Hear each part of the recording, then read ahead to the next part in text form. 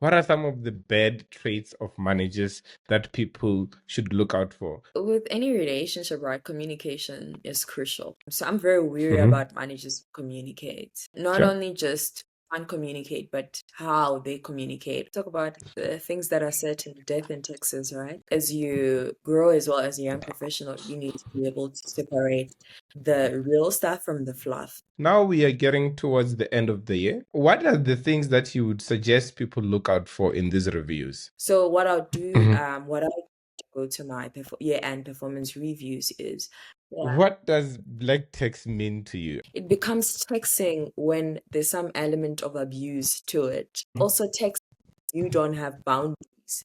It is texting when you sort of feel like you can't say no.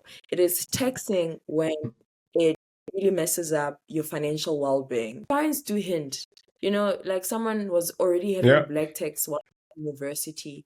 So you don't need to use 10,000 rands for you to build a good Mhm. credit score. You basically use between, 0 to 1,000 rands of Yeah. credit and then pay it and still get the same effect if you had used 10,000 rands. So it's not about the amount, it's about the behavior. I wear so many hats, some of which I'm an actuary by profession, I'm an author, a one young world ambassador, just someone who's really passionate about financial literacy and making a difference in people's lives. There's this concept, they call it managing you out. But most of the time, they will just do everything Mhm. possible to frustrate you, such that you get tired and you're out.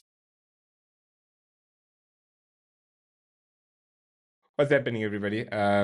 EA is another episode with your favorite Mr. Cator. Today I'll be chatting with Fulufhelani Mashapha. We're gonna talk about a lot of things. A lot about money, a lot about young professionals, a lot about black techs, a lot about just yourself in general. Fulu, can you please maybe just introduce yourself a little bit and then we can just take it from there? Yeah, thank you, Andy, for having me. Hi, everybody. I am Fulufhelani, and yeah, when people ask, introduce yourself, oh my God, I wear so many hats, some of which I'm an actuary by profession, I'm an author, a one young world ambassador, just someone who's really passionate about financial literacy and making a difference in people's lives. I create content on YouTube, Instagram, TikTok, Facebook, everywhere. And I really love having great conversations, impactful conversations, and learning from other people as well. So, yeah, that's just a bit about me. I Mhm. think more details and more stuff will be revealed as we go along with the podcast. Yeah. Sure. I think you wrote to the answers I asked before the chat that you had. I think you had some alcohol at 7 year old. I thought maybe I should just bring it up. I didn't understand what you were saying there. Maybe you can sort of Yeah. articulate a bit much more. Yeah. I mean, yeah, I was raised by my grandmother. So she used to drink, and that's how I started drinking from like, I think I was one-ish when my mom was working full time, so like my granny was basically the one taking care of me, and I would cry a lot. Apparently, I was a crybaby, so the alcohol sort of did the trick. It would knock me out. I'd sleep. My grandmother will have the rest of the afternoon to do what she was doing, and yeah, kind of went on. No, I was like 7. And Mhm. what's funny when I look back is how I would drink every single day after school, but I don't remember being like hangover or anything like that. Yeah, so it's quite an interesting story. And I never drank after that, Nope. even to this day. I really like that you didn't just go with the flow. Maybe as you got older, and maybe when you go to university or start working. So that is pretty good that you sort of kept that through. If obviously you have noticed, I'm trying to just quickly jump to your high school. We go to the university, and we're gonna spend so much time talking about you as a young professional and obviously up to today, because that is where I think there's a lot of value for our listeners. Right. Yes. Maybe can you just tell us a little bit about your high school? From most of the podcasts that I listened to, it sounded like you never had any challenges. So I'm gonna ask you, what challenges did you have in high school? Because there's no way Yeah. you didn't have any challenges. High school, I was one of those top students, doing really well, had I loved talking. I still love talking. So just being part of Mhm. debates and like competitions and presentations and stuff. I guess the main Mhm. challenge there, um, my high school was a rural high school, so we didn't really have the right Okay. facilities for sports. Our library wasn't the greatest. So maybe just access to resources. My parents had to like chip Okay. in and also buy me like additional resources to help me do well in school and stuff. Yeah, I guess being that's just comes with being part of a rural high school where, you put limited resources, but the teachers and the school is trying to stretch out whatever resources they have to make sure that you are well supported and well prepared for your exams. But let's just say there is another kid out there that wants to be an A student like you in high school, right? And you Yeah, mentioned there were some resources that the parents got to chip in, and I'm assuming yeah. what that would be books, that would be study guides. Did you have others in particular? Maybe you could just list them just so that people do know that some of these resources could really even help them in high school. I guess the main one was definitely study guides to sort of help with the Mhm. studying. And another one is they would also pay for extra classes as well. So, particularly for Okay. maths and science, those were my majors. So, yeah, we would do Saturday schools, and I never had Sunday school. I didn't want Sunday school because I felt like already from Monday to Saturday, I'm school and I'm being bombarded with a lot of information. I kind of need time to process Mhm. the stuff that I've been doing. And yeah, so Sundays were normally just for relaxation and planning for the week ahead and just, letting whatever it is that I learned throughout the week simmer a bit before we move on to the next week. But yeah, I think the extra classes also really helped, just outside of normal schooling hours. I would ask what were you doing with the extra classes if you're already getting 100? I think the highest mark that you can get in high school is 100, not 110. Yeah, but you also need to like be consistent, right? Because it can be that this quarter Yeah. or this term you did well, and then the next you're not doing well. Because it's also different sort of topics or different syllabus parts of the syllabus that you're learning every quarter. So you definitely need Mhm. to keep up good grades. And I sort of also knew I wanted to go to UCT, and UCT is expensive. And I knew Mhm. that my parents would be able to pay for my schooling fees if I find myself at UCT.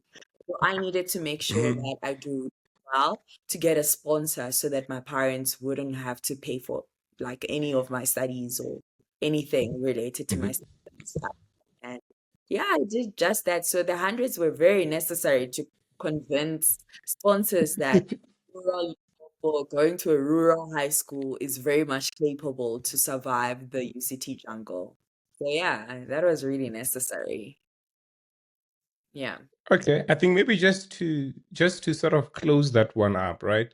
Somebody might Yeah. just come and make an argument that Fulufhelani is naturally smart. That's why she was able to do all those kind of things. Would you like maybe Yeah. to just give us an average of 4 hours that you were sort of putting into the craft of your school per day and maybe per week and maybe per month? Because I think you probably never got to really sleep. And I mean, if you just say it in that way, it's not quantifiable. Could you quantify it Yeah. in terms of hours per day? Sure, that's very difficult, but okay, we can just run through it because I don't have the exact figure. But what I remember is after writing my grade 11 exams, I went to my teachers and I was like, can I please have textbooks for grade 12 for all my major subjects, which Mhm. were sciences, life sciences, geography, mathematics. I got the textbooks, and I remember at the time I asked my parents to buy me, I think it's called Mindset Channel 360 or 361 on DSTV. Mhm. They had videos Mhm. for mathematics and physical sciences for the entire syllabus. Bought those, I think Okay. the was somewhere around 700, 750. So bought for maths, physical Okay. sciences, during my December holiday, I spent going through those videos and also just the textbooks. By the time school opened, Jan 2015, I had like finished the entire syllabus for my major subjects, math, science, physical sciences, maths, physical sciences, life sciences, geography. So yeah, I don't remember a day in December where I wasn't studying in 2014. And Yeah. normally I'll just like 3 or 4 hours a day. And then when school reopened in Jan 2015, we had morning study session from like 6 o'clock, I think around somewhere 7:15. And then it's like normal schooling hours all the way until not sure if it was 1:30 or 2. And then we also Mm-hmm. had afternoon studies, which would go for an hour from 2 o'clock until 3 o'clock, if not 2:30 to 3:30. And then there was an Mm-hmm. additional half hours for matric students. So you would do 3:30 all the way until 5 p.m. and then you go home. And then after getting home, get home like around 6 or to 6. And then I would Mm-hmm. take a nap up at like 9 p.m., study from 9 p.m. all the way until like midnight or just after midnight, and then sleep, and then wake up at like 4:30 or 5 in the morning. The cycle repeats. So I was basically studying almost all the time. And then Saturday, we start a bit late because Saturday classes would start somewhere around 8 and then would finish around 12 or 1 p.m. depending on the day. And then I'll remain behind at school with my friends to continue with the studying. And then we'll go home after like 3 p.m. or 4 p.m. and then probably do some studying as well in the evening. And then Sunday, it's church.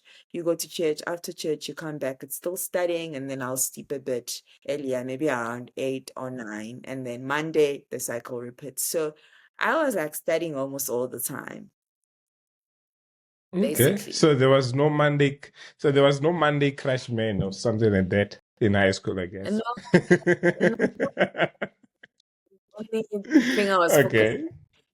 next. So, in as much as someone might argue that this person is Mm-hmm. just gifted stuff, I had to put in work to perfect my gift. Mm-hmm. Um, Mm-hmm.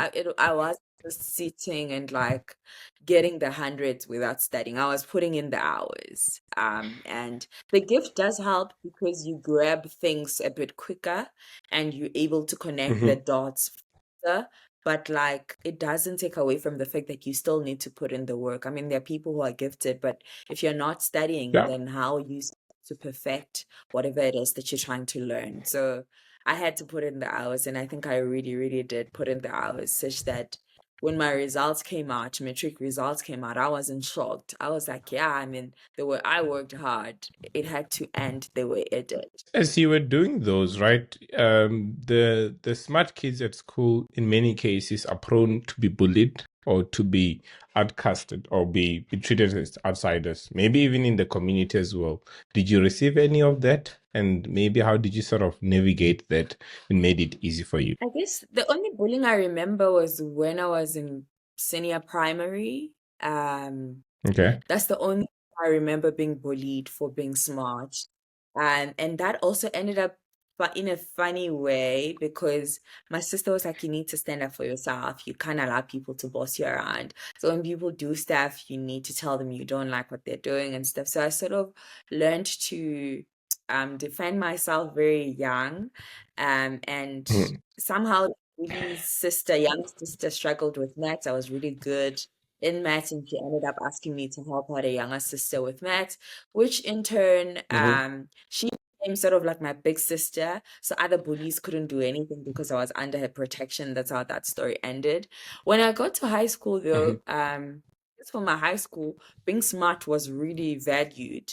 So I sort of Okay. had this automatic respect from other people, and they kind of like respected me on the basis that I was smart. So I never struggled with Mhm. bullying in high school. Yeah, people were just like, oh, she's smart. Don't disturb her. She's smart. I think now for the with the schooling and stuff, we only spoke about the happy path, which is a kid that is serious and the kid that's capable and the kid that is smart, right? For Yeah. the ones that are not excelling academically, you might obviously not really have that story for you, but you can relate from other people you have seen around.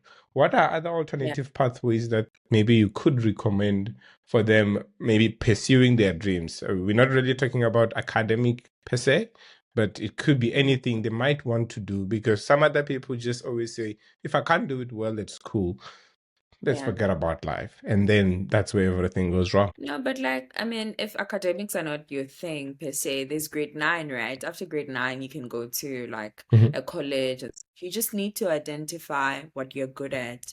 And I mean, it's the whole thing mhm, of people normally say is the schooling system really like for everyone and stuff.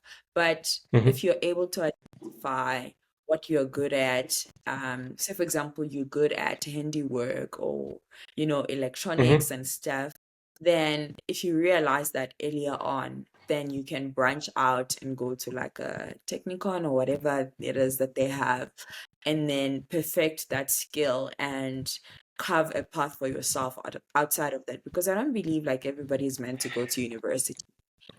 You can carve out your own. Now there's like social media and stuff. People are making mhm, careers online. And if that's something that you mhm, enjoy, maybe you need to just invest a bit more time into that, perfect your mhm, skill, do courses or like stuff that's aligned with what you're passionate about, which I think it also comes with coming from a rural area and stuff. We're not really mhm. exposed to this thing. And sort of our parents still feel, education is the only way. But I guess nowadays Yeah. we have so many examples that show us that it's not necessarily the only way. There are other ways that you can sort Mhm, of get to mhm, where you want to be. And for the parents, it's a matter of also just supporting your kids as well, and helping them as they mhm. navigate through, what they want to do and doing what you can to also set them up for success. Yeah. Okay. Nice. I think I might want to close the high school one. I just wanted to quickly go through it, and then we go to your Yeah. university, right? Yeah. I have a very good question. For those who don't know, Fulufhelani is an actuarial scientist. That's when I went to university, I was told that is the highest form of education that you could sort of get, Yeah. and it's nice. So, but I just want to understand here, right? Yeah, I know you're Yeah. gonna object, but it's okay. What else does an actuary do than just projecting money and risk? I mean, why do we really need an actuarist? And then maybe how did you sort of study? How did you start your university journey as an actuary? Maybe in your first year Yeah. and or going to the last year. Just sum it up. Okay, I guess the whole thing I get where actuaries really like add value is in the fact that the future Hmm. is uncertain, right? We don't know Okay. what tomorrow is like, and we have this whole discipline that is basically specializing in trying to quantify the uncertainty around future events, and more specifically, Hmm. the financial uncertainty around different future events. And so there's a lot Hmm. of statistical modeling that we use to try sort of quantify what that future uncertainty or future risk looks like to help Hmm. organizations make good decisions given the information that they have right now. And is it to Okay. say we know the 100% no, but we are trying to sort of quantify, or we are trying to sort of figure out what that can look like. And so it's quite Hmm. an intricate study because it also takes a lot of experience and judgment to be able to help organizations make good financial decisions or just good decisions in general. So yeah, I'd say it's rooted in that. The risk management comes as a result of, I guess, us trying to quantify the uncertainty related to future events. Then you do risk Okay. management. Um, we're also branching it now into data science as well. And that is Okay. sort of wide the scope of where we can add value as actuaries. And yeah, also working alongside AI as well, because there's no other way. That's basically what we do. There's a lot of asset liability management part of it, which is mainly risk management, honestly. To sort of Hmm. say, do Hmm. we have the right? assets to be able to cover should certain events happen in the future. And yeah, first year of studying. I guess I knew about actuarial science when I was in grade nine. Maths teacher Mhm. introduced me to discipline. I did my research, spoke to a couple of people, and when I was in matric, I was sort of convinced that this is what I wanted to study. Although there was a teacher of mine who was really convinced that I'm innovative and I should maybe consider engineering, but I kind of didn't see myself as an engineer, honestly. My sister is an engineer, but I was just like, nah, maybe not for me. Let me try something in the finance space. And first year Okay. was hard. I did science in high school, and actuarial science is really like a commerce study. So I had to do accounting, I had to do economics, I had to code for the very first time. My high school didn't have a computer lab, so I had to learn how to Mhm. code very quickly. And you also start seeing the disadvantages of coming from, a rural background where you don't have all these resources or the extramural activities that other people in like Model C schools have. And so adjusting to Mhm. the new normal, the new environment, also being expected to perform on the same level as someone who was in a Model C school that was challenging. I had to overcome my own barriers as well as an individual and adapt very quickly to make it in my studies. So first year was really hard. Second year, I think by the time I went to second year, I had settled in nicely, managed to qualify for second year and also met all the requirements and to continue with my studies, and I didn't fail anything, and was like, okay, cool, we continue with. Yeah, I think second year, third year, that's where I really excelled in my university career Okay. because I kind of like I had found my feet and I sort of knew my way around, and I had great support, great friends as well who were also motivated and kept me disciplined. And I think with university, that's an important thing to find those friends who, will push you to study and not, basically stray you away from your academics. And I really found good friends, and I had to lose or let go of some Mhm. friends who were not aligned with what I was trying to do. And yeah, Mhm. final year came.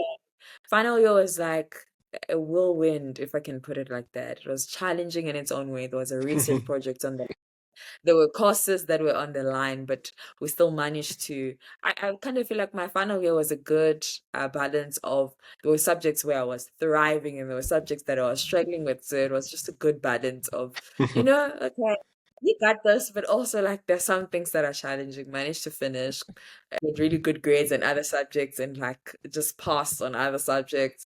And yeah, I landed a job and the work began. Nice. I mean, you spoke a lot about disadvantages from the current statement you made. I think even when you were in high school, to say where you came from, the high school as sort of disadvantaged. It's like either lack of resources or lack of information. Has there been any work that you maybe did when maybe you started working or in university, trying to help the ones that are still in high school, to sort of get what you couldn't get then because of probably the disadvantages you had then. Yeah, so I mean, I think right now it's quite difficult to do what I was doing when I started Hmm. working and also in university, but I used to volunteer to sort of mentor kids from my high school and other high school around my area to sort of help them see, and get exposed Hmm. to different things. Also just like Hmm. reflecting back to say, I wish someone had told me this. I wish I had done this in preparation for university. So did a lot of work, especially my 4 years at UCT. I was actively mentoring other kids. When you start working, it's a bit difficult because you've got board exams to go through. You also have your Hmm. own work to go through. You're also trying to figure your life out as an adult. So I had to sort of step away from the volunteering. But whenever someone needs help, I still make time to help every now and again, although I can't be as committed as I was obviously. So we would also just go back to our high school and with my other friends and talk to the students and tell them Mm-hmm. about life in university and all of that, help with applications for universities and bursaries, give them information around bursaries, connect them to other people who are studying what they want to study, because I also feel like that's important. If you say you want to be an actuary, try connect yourself to an actuary, understand what they're doing, Yep. because what ends up is you make that decision based on what you're seeing on the internet. And honestly, the idea I had of what an actuary is when I decided I wanted to be an actuary in 2012 is completely different from what I experienced when I was studying and what I ended up experiencing as I started work. So it becomes very different. So having those Mm-hmm. people to talk to what does your day to day look like? Things like job shadowing. What I do right now, I help people if they want to, like if there's a high school student and they want to do like a job shadowing thing, I arrange for that. I avail myself for that to say, hey, you can come and just see me work and see what I do on a day to day basis before you make this decision. So yeah, those are some of the things. We even ran accounting competitions and stuff just to get them thinking outside of the normal curriculum. To say, you can apply your studies to different things. It doesn't just have to, the Mm-hmm. learning that doesn't have to end in the classrooms, but there are other things that you can Sure. actually do. Okay. You said so many things there. I like sort of taking two steps back. You spoke about job shadowing. I Yeah, mean, just to maybe explain to people what job shadowing is, it's literally yeah, just what you said. See me do yeah, the work so that you probably get an idea of what's really going on. That's just what job shadowing is. And I yeah, think with the competition you spoke about accounting, yeah, I'm inviting myself, and I would really love to see them not only in accounting but in sciences as well. I'm hoping to see more of that, and then we chat about yeah, it. Um, yeah, I think this is where I wanted to go to. To those people who are listening to us, they probably realize now I've been rushing. And the reason being is because I want to pick Fulufhelani's mind on the money and the young professional journey.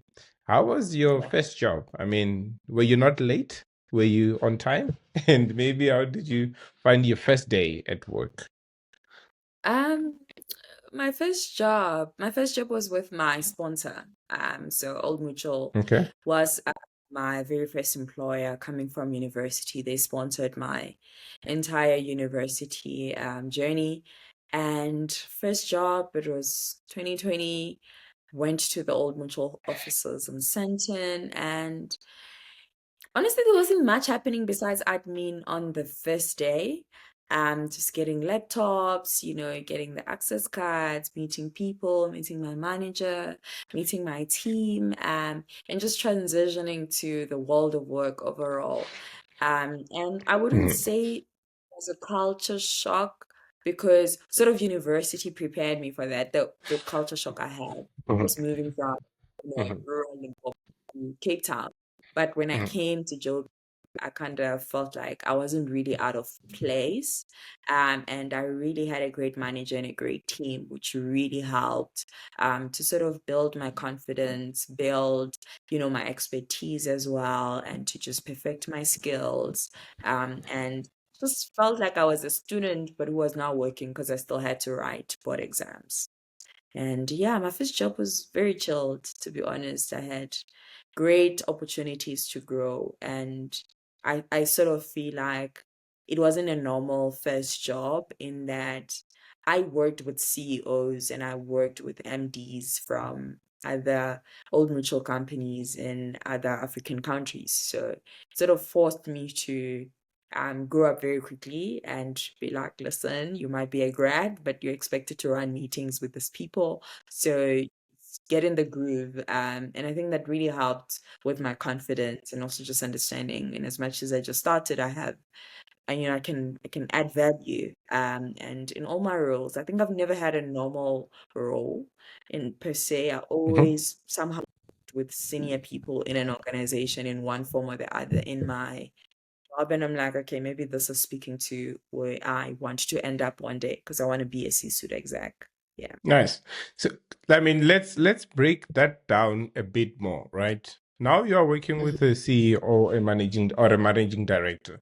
There is a lot of Yeah, pressure that comes with that because again, you don't need to come to a meeting and start fumbling because those guys yeah, will pick it up real quick.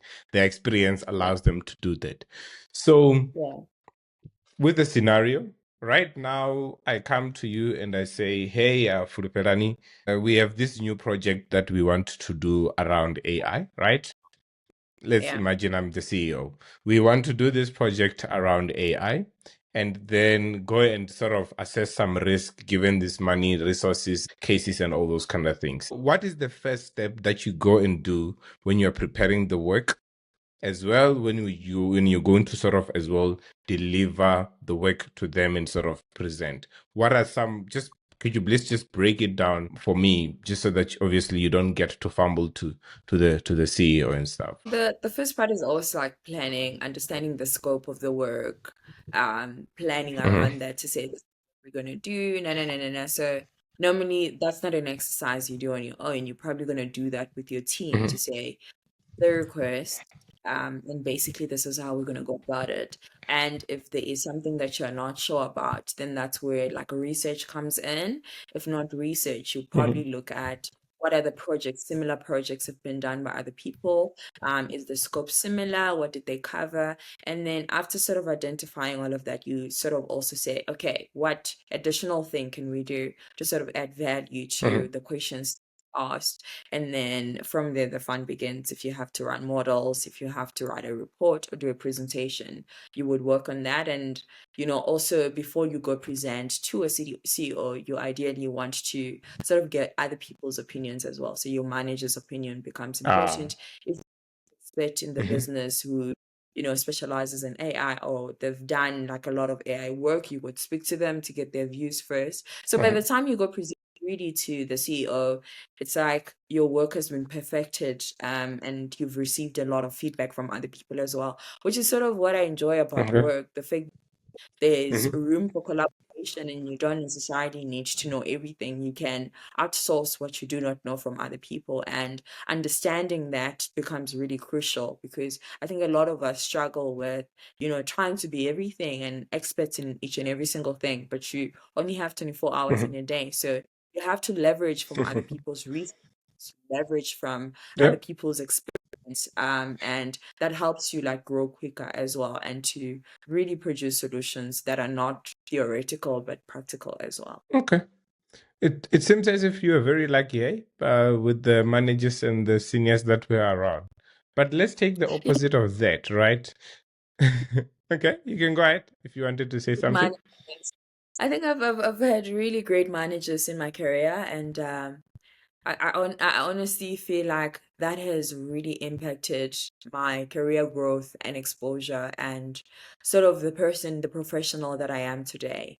And it's very unfortunate Mhm. if you find yourself in a space where you don't have, like, people speak about toxic managers, and I'm still praying that I don't come across one. I do come across one, there's that I know is to leave. That there are some situations where you know that there's no surviving here. You're just gonna come out of those situations with scars. Your confidence as a professional as well will be scarred. But I think in my journey I've really had great managers. And this does not mean to say we always agreed on everything and always saw things Sure. the same way, but somehow we were able to work together and resolve our differences, and sort of have a great work relationship. So yeah, I've Mhm. really had great coaches, and that has been very crucial to my growth as a young professional. And then, what are some of the traits of bad managers?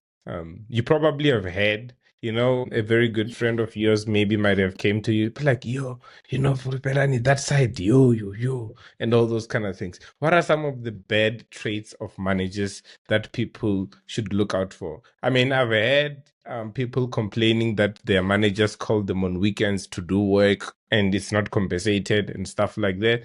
And then you ask them, well, why are you still there?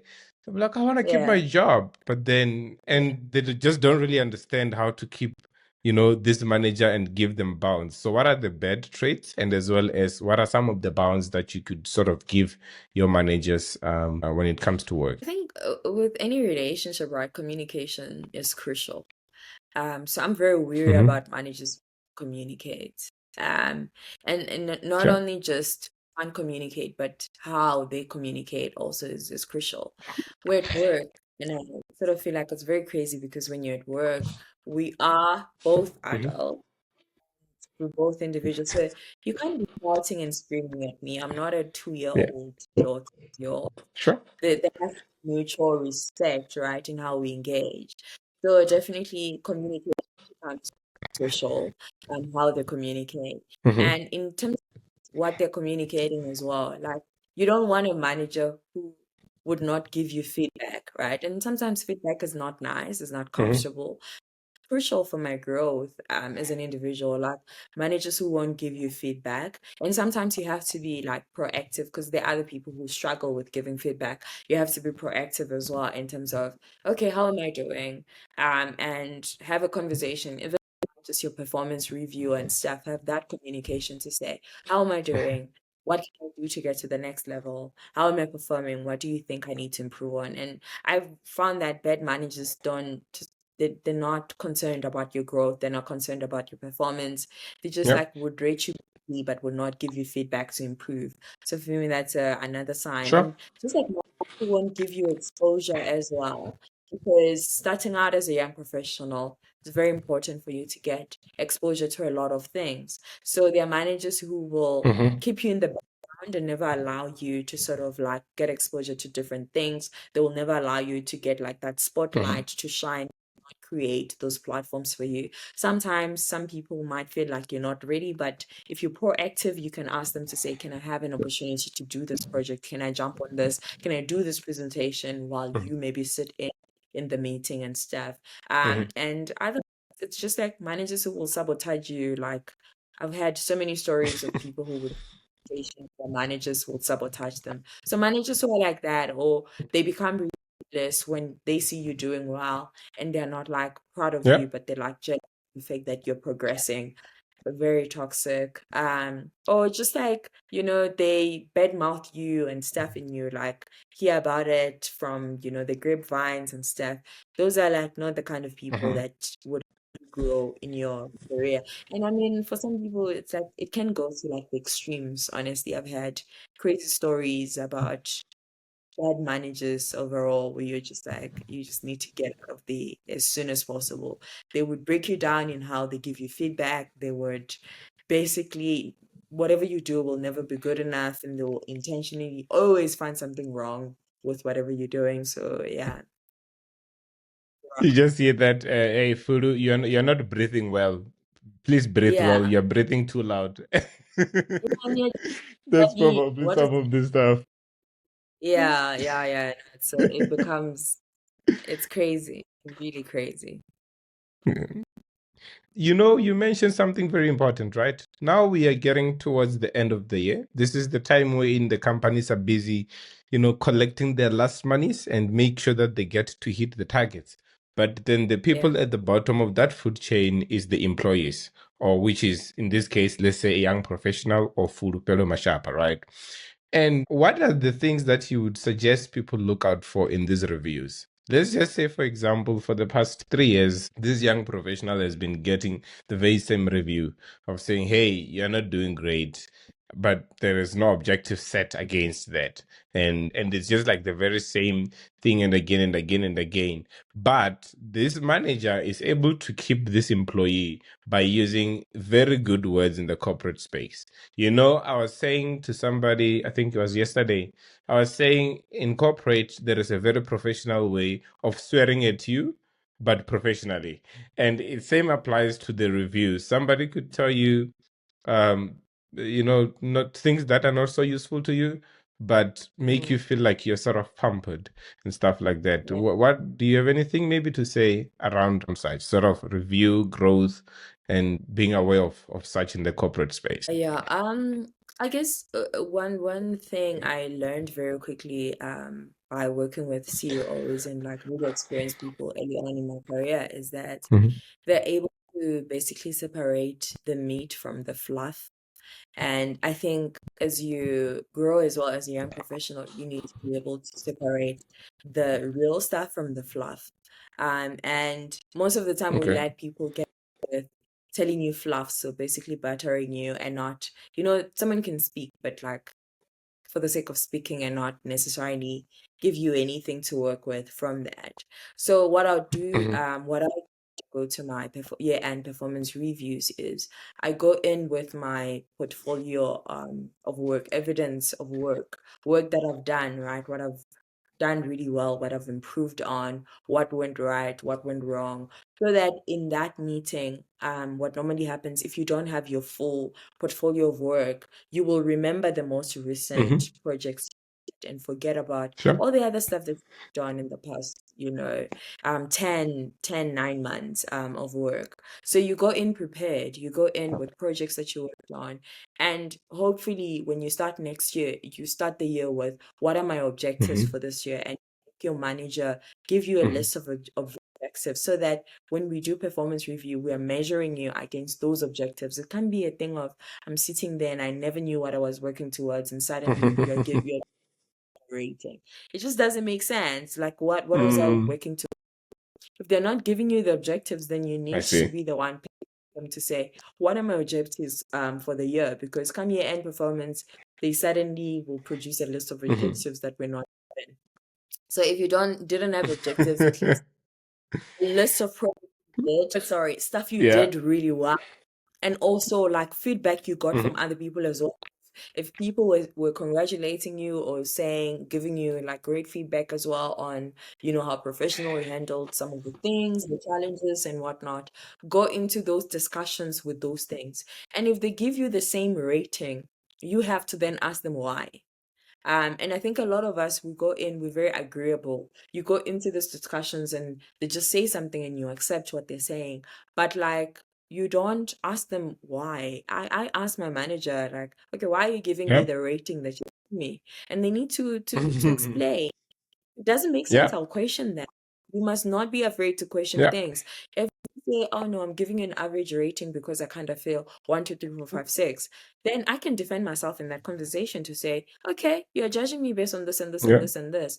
Were the things that were within my Mm-hmm. control, the things that were outside of my I see. control communicated for Mm-hmm. you to intervene in things that were outside of my control. You didn't do your part, and there was nothing I could do. For the stuff that were in my control, this is what I did, and this is how it turned Mm-hmm. out. So going into those conversations, you need to know as well what you did well, what you didn't do well. And it doesn't mean like you will reject every feedback that they give, but for the stuff that you know that, Mm-hmm. listen, I'm basically falling for things that were not my responsibility or things that were outside of my scope, Mm-hmm. then you can up where there are areas of improvement. Say they say, okay, the way you run meetings, I sort of feel like you need more practice, you need more confidence, you need to include everybody. There's 1, 2, 3, 4, 5, 6 that you need to do. Then you can note that and like Mm-hmm. thank them for that feedback and use it next time around. But like you need to know why and how we are coming to that rating.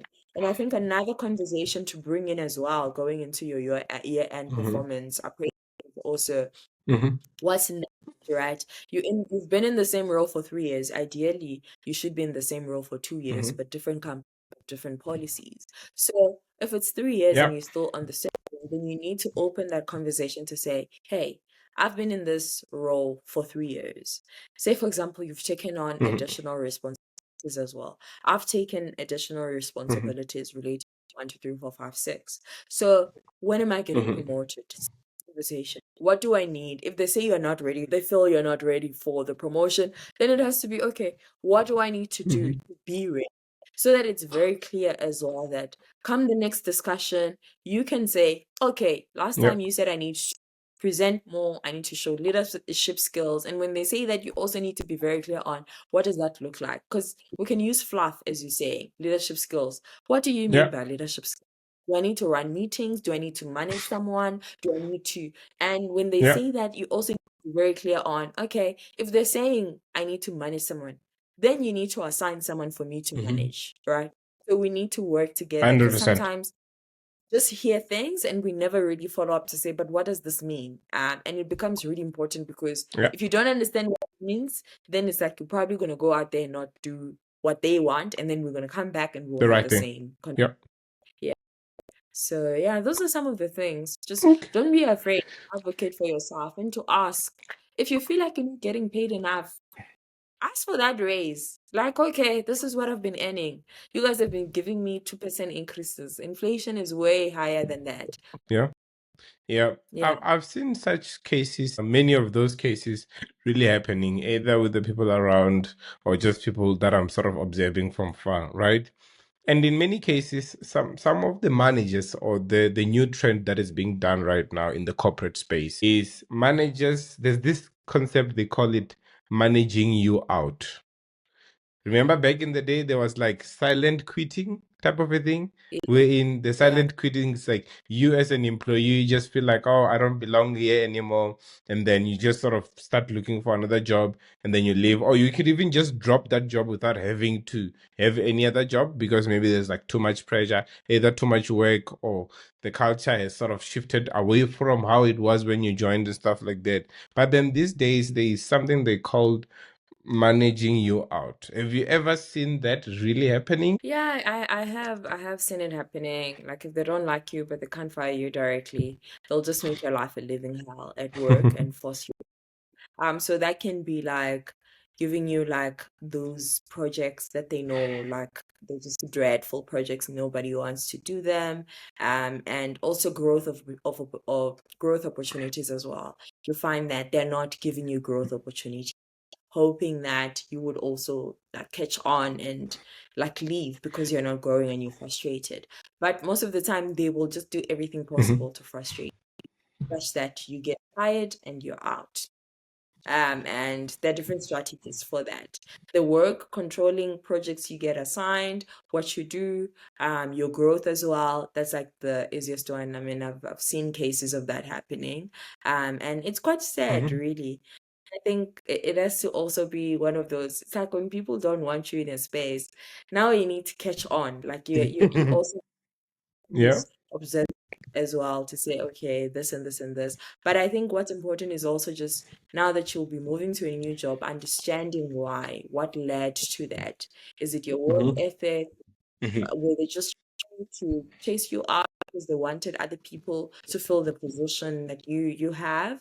Like what's the reason, and reflect on that. If it's your work ethic, you're gonna carry that same work ethic to the next job. So there might not necessarily be a difference between the Yeah. company that you're currently working for and the company that you're going to next. So you need to also understand, is it something that I need Yeah. to work on? Is it communication? Is it me learning to advocate for myself? Is it me learning to have boundaries in the workplace? Is it me learning to communicate my expectations and boundaries? Is it me needing to upskill myself in one way or the other so that I'm more marketable and I'm able to do my job more efficiently? So there's a lot of reflection Mhm, needed. And sometimes it's like there will be faults on both sides that you have to address. mhm. So on your side, on their side as well. I guess it's more of try to just be honest with yourself and then find Yeah. where the faults are at. Again, don't try to push the fault to the next person as well. Don't try to push the fault against you. Just be honest. And then if you are saying that you're not in trouble, it's just not you that. And then if it's the other person, it's just not that. And then take whatever decision that you think it's best. Yeah. I think, thank you very, Thanks. very much for sharing that, right? That was just more on the general view of our young professionals, right? And how they sort of get to settle in the workplace. But I Yeah. sort of wanted to talk about the bigger bear here, right? Black tax. Mm. That one, there Yeah. was no way I'm gonna spend enough time on this one because I want us to sort of dissect it in a very in a very good way. Yeah. What does black text mean to you? I know you have explained it somewhere else, but please give Yeah. me a very dumb explanation to that, please. Okay. So I guess tax, talk about the things that are certain, death and taxes, right? And these are Hmm. obligation. It takes for me, it's that obligation to support your family back at home and stuff. And there's of Hmm. course there's arguments now to say is it really an obligation or I'm just, helping out my family? But I also feel like it becomes taxing when there's some element of abuse to it, right? And it's also taxing you don't have boundaries. It is taxing when you sort of feel like you can't say no. It is taxing when it really messes up your financial well-being, and you Sure. can't seem to advocate for yourself. That's when you are Mm-hmm. dealing with black tech. For instances where I feel like, I got a bonus and I want to give my mom 10,000 rands for her to fix up, the bathroom or whatever at home. That's not Mm-hmm. necessarily tech. That's like just me helping out family. Yeah.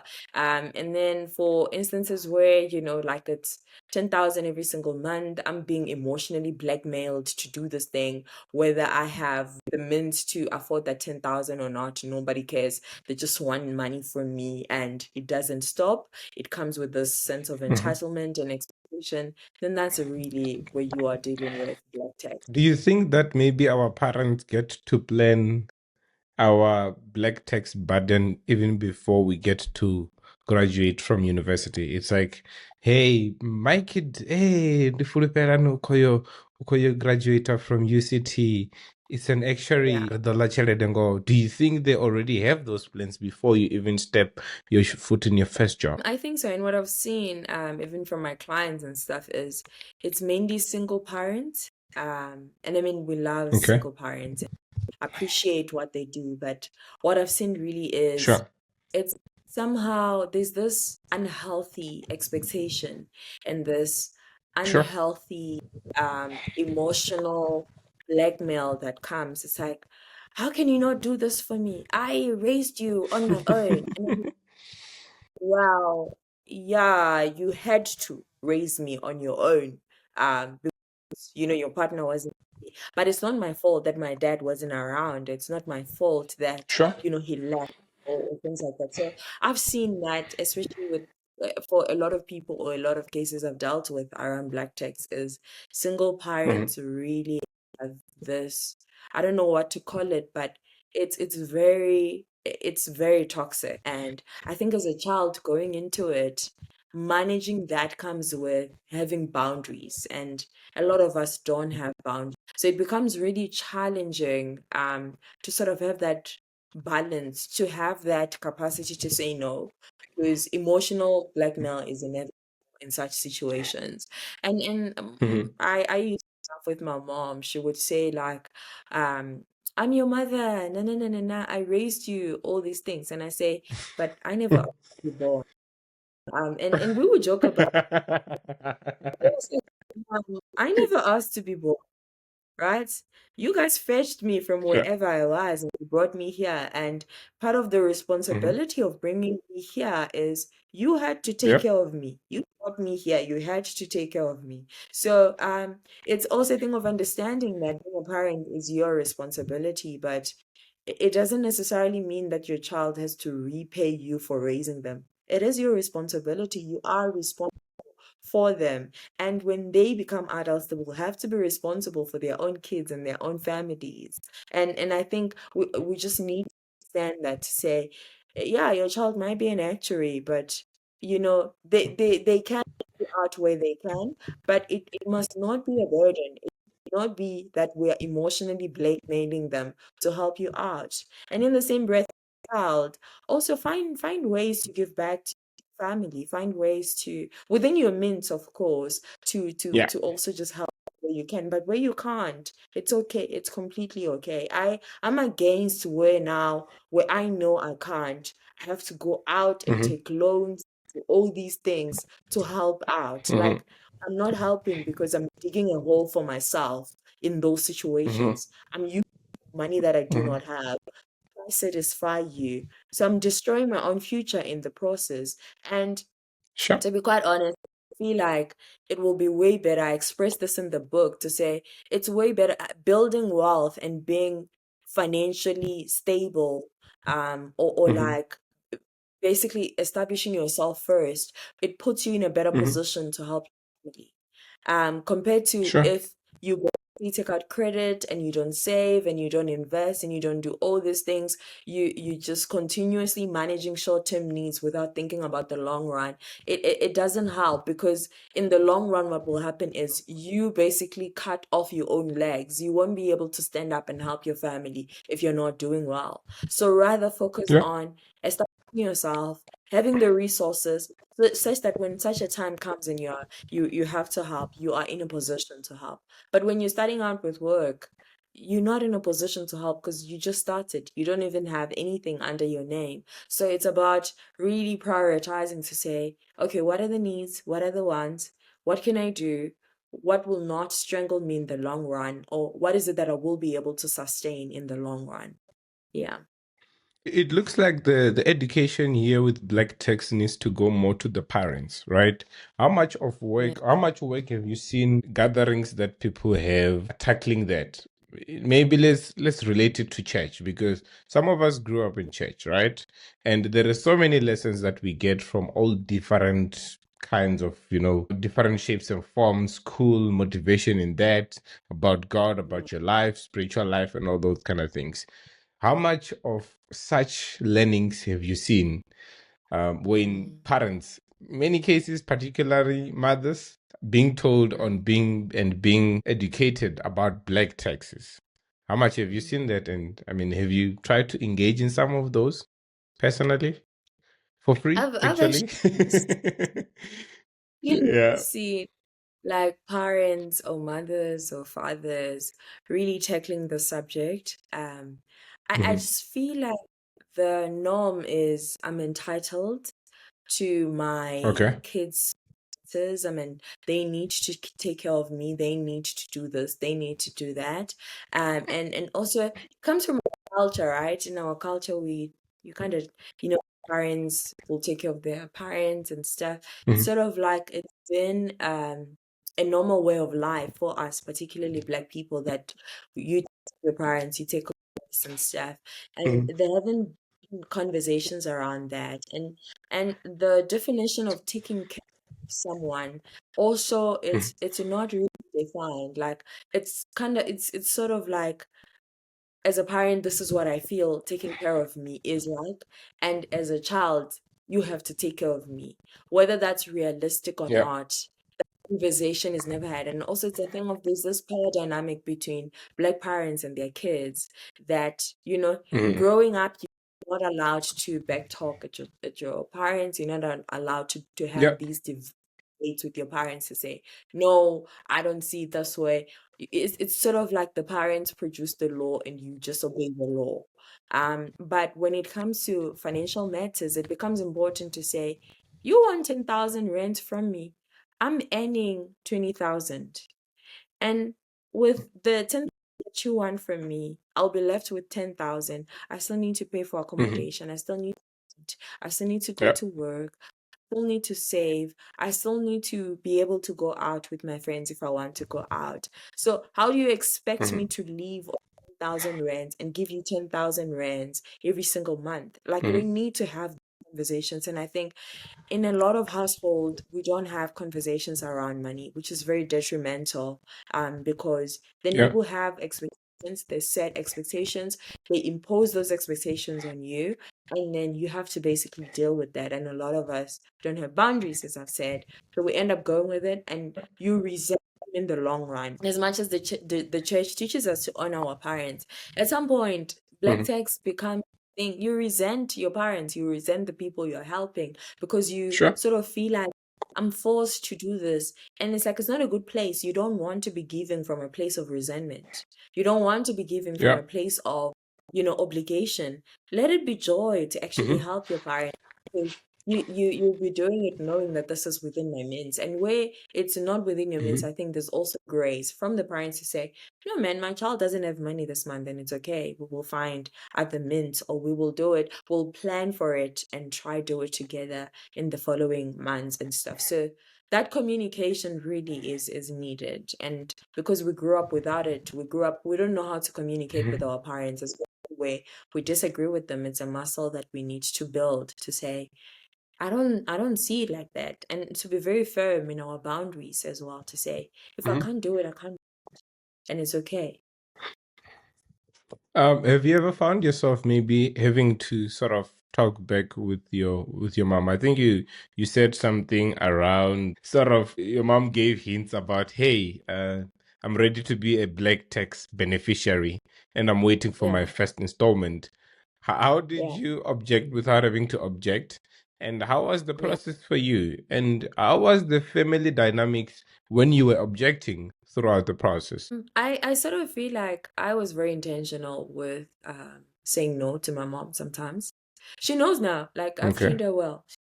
Did you have And a mentor who taught you that? no, not necessarily, but I think where it Okay. started from, where she would call initially Mm-hmm. when I was working, say, oh no, I need an extra like 1,000 rand or 2,000 rands and stuff.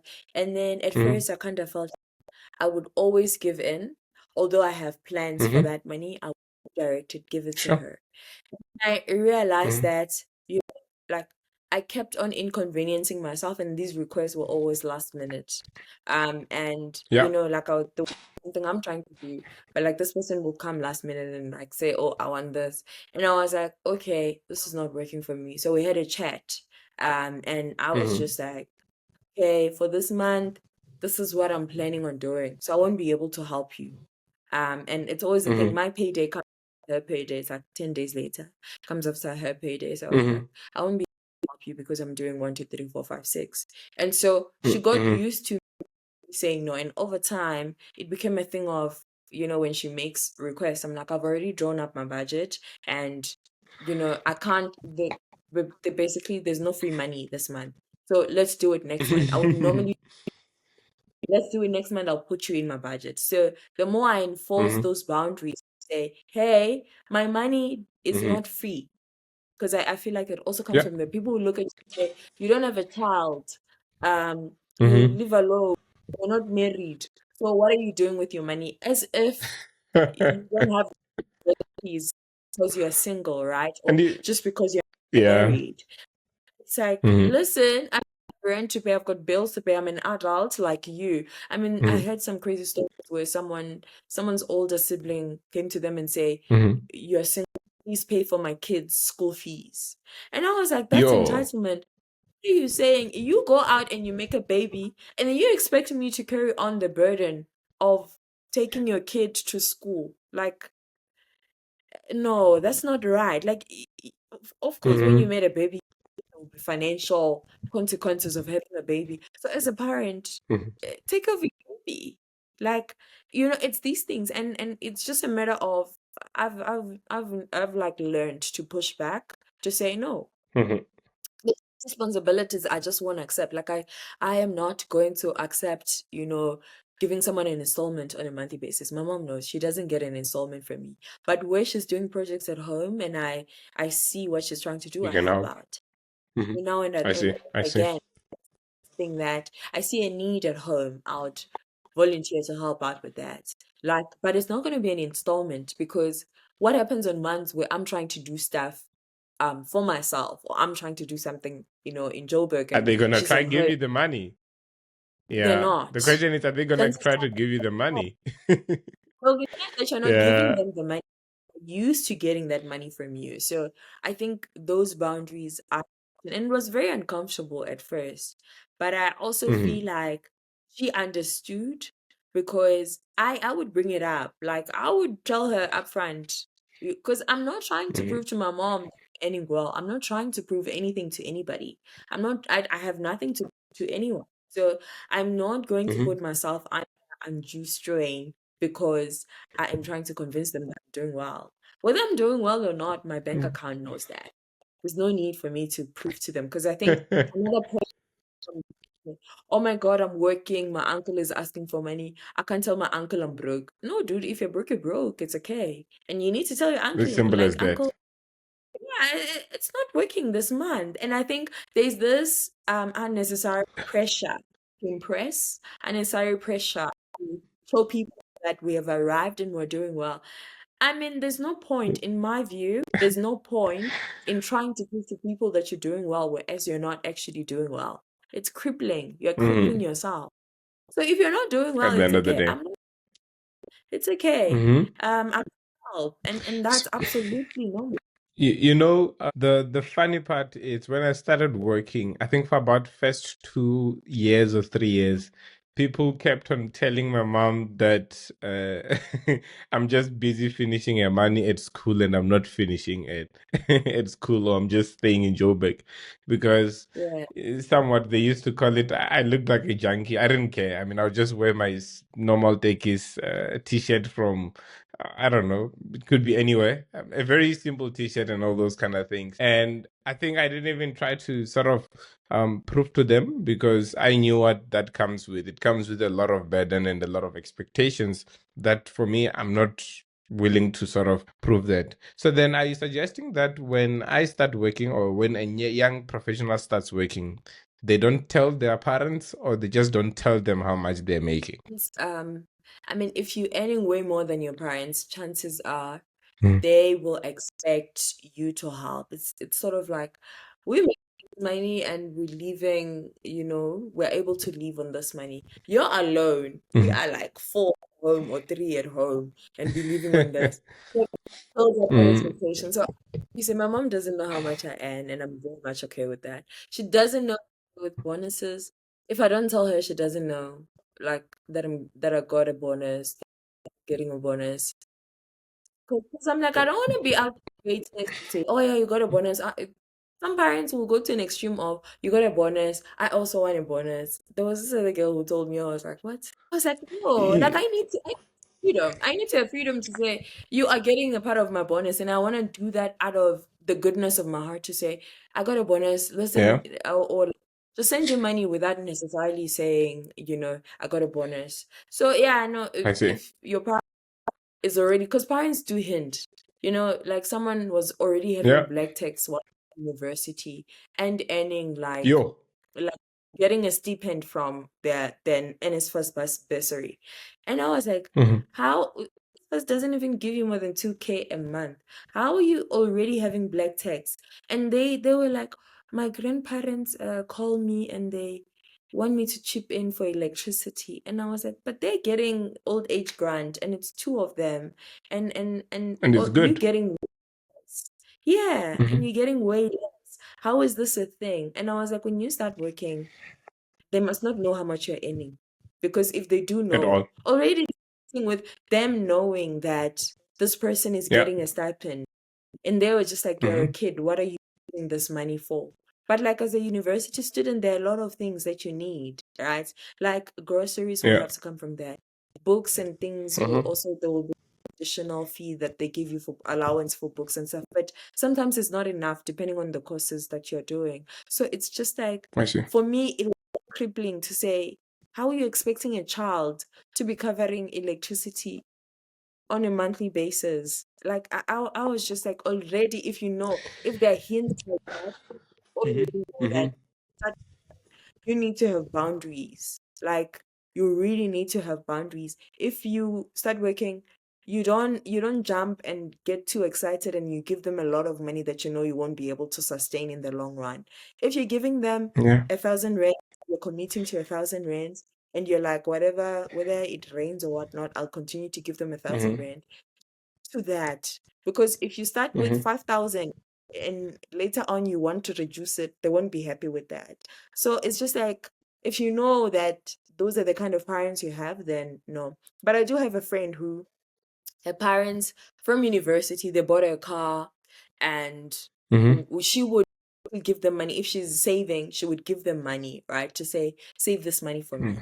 And they were so supportive when she started working. They bought her an apartment as well, and like she Hmm. continued. She didn't have a car installment. She didn't have rent to pay. She continued to just give them money for them to invest for her. Like those kind of Hmm. parents, they know how much she's earning, and they're very much happy to support her in her financial goals and stuff. Recently, Hmm. bought a house for her as well. So it's like they took all the investments that they made for her, give it to her to say, okay, this is your money. Go ahead and do it. So those kind of parents, it's safer with them to actually, they Hmm. can help you invest and help you figure out all these other things. But for some parents, it's like the minute they see that money, they're not thinking my child has to build. They're thinking about themselves and their needs and what they want now, and not Yeah. necessarily what's in. in the long run. So you just need to identify the kind of parent you have. If you see that That all is. they want, to expect to get, not give back, then you have to have boundaries there. Mhm. But if it's parents that, I see. they'll say, let's sit down, let's plan, what do you want to do? And they're helping you, and you can Mhm. already see that my parents want me to Mhm. build towards something, then that becomes, Mhm. those kind of parents, you can be open with them because they're not going to use how much you earn against you. They're going to use that to challenge you to invest, save, and like grow and establish yourself. So yeah. Okay. I mean, as you, Fulufhelani Mashapha, as a financial planner, right? As in, you do help people with how they can do their budgets and maybe plan, invest, and maybe that how they can sort of make their money work for them, right? Have you ever come across a case wherein you had to pull in a parent into one of those sessions as part of helping one of your clients? And how did it go if you had? I've actually never had to, because most of Mhm. the time, like, some parents are really difficult to even having the conversation with them. But normally, what I do Sure. in those situations, it's like Hmm. we need to work on boundaries. Okay. And I feel like once you establish those boundaries, and Mhm. of course, people push back initially, Mhm. but like to be very stern in this is my boundary, and you're not going to cross my boundary. And over time, they Mhm. adjust to it. With my own mom, it was like I had to put a boundary to say, tell me in advance Mhm. if you want anything from me so that I put it in my budget. If it's not part of my Sure. budget, I'm more than happy to say, listen, it's not gonna be happening. Because Yeah. I'm trying to teach you that I have a budget and I need to stick to my Mhm. budget, and I have priorities that I'm sticking to, and you have to respect Mhm. that. Sit Okay. there and think, I don't have responsibilities and priorities. So most of the time, the Mhm. exercises we go through is normally with the person who's struggling with boundaries, to say, you need to Mhm. put boundaries, and you need to start learning to say no. And I think one of the exciting ones is, a client of mine, a guy, he had older sisters, and they were all Mhm. married and stuff. They kept borrowing money and asking money from him. And he just, because he's the youngest, he just didn't know how to say no. And I was like, there's so many things. Like, he would spend close to 10,000 rands a month, just Yeah. like subsidizing their lifestyle. And I'm like, you don't even have any Mhm. savings of your own. You don't have any investments of your own. And you've created an Mhm. expectation, people, that you always have money and you're always going to bail them out. And I'm like, guess what? They're adults. Mhm. They also need to start being responsible for their finances. And if you continue to endorse this behavior, it's going to be detrimental to Mhm. you, because you will never save, you will never start investing because of all of this. So help out where you Yes. can. If you want to maybe set aside a couple of thousands to say, this is what I use to Mhm. help them, if you feel like it's important to you, set that aside. But you Mhm. can't do that at the expense of you saving and investing. And as we're working that Mhm. journey, I'm so happy that I'm able to say no now to them. It feels good to be able to stick to my own budget and my own boundaries. And I think it's needed. Yeah. We need to have boundaries. There's basically nothing questionable or nothing admirable about not having boundaries. I don't admire not having Mhm. boundaries. People who have boundaries, they need to know that even when it comes to my finances, you just can't come Mhm. in entitled and ask for stuff. If I don't have, I don't have, and I'm going to be able to tell you that I don't have, and I can help you, and that should be okay with you. Yeah. I think it just becomes one of those cases wherein if somebody's making you as a person feel uncomfortable, maybe you might also have to make them feel uncomfortable too, so that you can be Yeah. able to live through the situations. And I think maybe most of the black tax victims fall into it because they're just nice people and they're just humble people and they just want things to go That's it. smoothly without having to disturb any wave in some way. So Yeah. yeah, It's it's a thing a of what it's a it is. crazy one. You can avoid Sorry. conflict, and I think I'm saying it's a Sure. thing of avoiding conflict. Like you just want everybody Sure. to get along, kumbaya. And people take advantage of that. They know when they do take Sure. advantage. And it's crazy that Sure. in this case we're talking about your family members. They know that you can't say Mhm. no and they will accept that. And you don't want to say no because you also don't want to bother anyone. You don't want to be problematic. You just want to help. But it doesn't work. It works against you. I see. I see. Okay. I think we did talk about black text for a very long time. See, another interesting one is black text even in churches for people that grew up in church. Yo? And I Okay. think that's What that's happens? common or Is it a tithe? less not necessarily a tithe. I don't see Okay. tithe as black because I tithe.